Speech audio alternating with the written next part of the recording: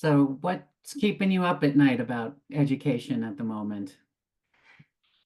You know, Or I, about I yeah, students or that's a great question. So, you know, two big things are keeping me up at night. One is staffing shortages, specifically with teachers.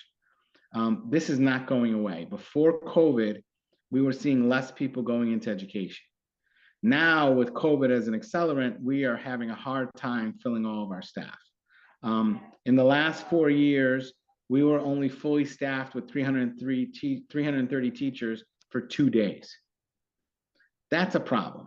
When you can't put high quality teachers in front of kids, that's a major problem. The teachers are the lifeblood of schools, and we need to keep pumping that in and making sure that we have the best people in front of our students. That's one thing that's keeping me up. And the second thing that's keeping me up and that's bothering me a lot is, the social and emotional well-being of our students. I mean, I'm worried. I'm very, very worried. This month alone, I do a lot of parent meetings. I'm concerned.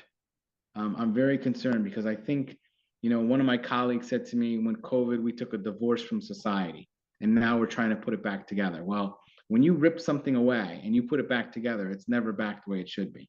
So I'm very concerned about the social and emotional well-being of our students.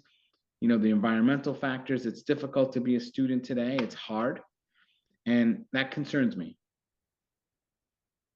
what are the biggest contributors to this? I mean, COVID disrupted everything. What is it? Social media? Is it political I think tension? I think Everything? it's harder to be. I say to us to teachers every year, especially kindergarten, because they know it. The kids in front of you 20 years ago are different than the kids that were in front of you 10 years ago, than 5 years ago. I think social media and the internet are good and bad, and we've got to be careful of that. Top on top of that, COVID, and top on top of that, the social factors that students face today. That's a trifecta for disaster. So one of the reasons I'm in this job is the last social institution in America to make change are schools. There are no others.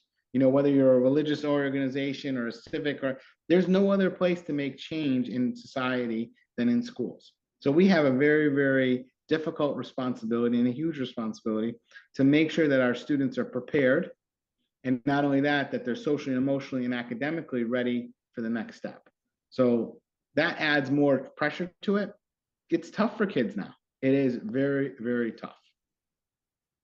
And what, if you could wave a magic wand, I guess, what would you like to see happen to restore interest in teaching?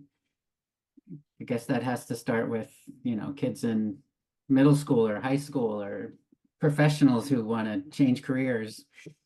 There need to be a national be a teacher movement. So, I mean, I'm going to answer that on multiple levels. We're starting a class next year. Love it, teach it. These are for people who want to be teachers. We have a pre-K classroom in the high school for students who want to do early childhood. We need to spark them earlier in high school. I think that's a key part. We're not going to solve this with one thing. So that's one thing, starting the seed early in high school and middle school to be teachers. The second thing is, in society, who do kids want to be? Oh, I want to be a doctor, a lawyer, a fireman. They never say teacher. I think we have to hold teachers to a higher esteem. I do a lot of NEASC international visits, and when you go to different countries, the highest one is a teacher. They're held in high esteem. We don't do that in this country, and that's a travesty. And I think the third part is you're going to have to see, without a doubt, increase in teacher pay. Because right now, with the increase in minimum wage in Connecticut, you can go to Walmart and do beep, beep, beep, beep, beep, and you can make $50,000 a year. Well, starting teacher salary is like 55, 56. And they have to go get a master's degree, certification, bachelor's degree. So there's going to have to be, those three things are major issues right there to solve it. But that's bothering me a lot.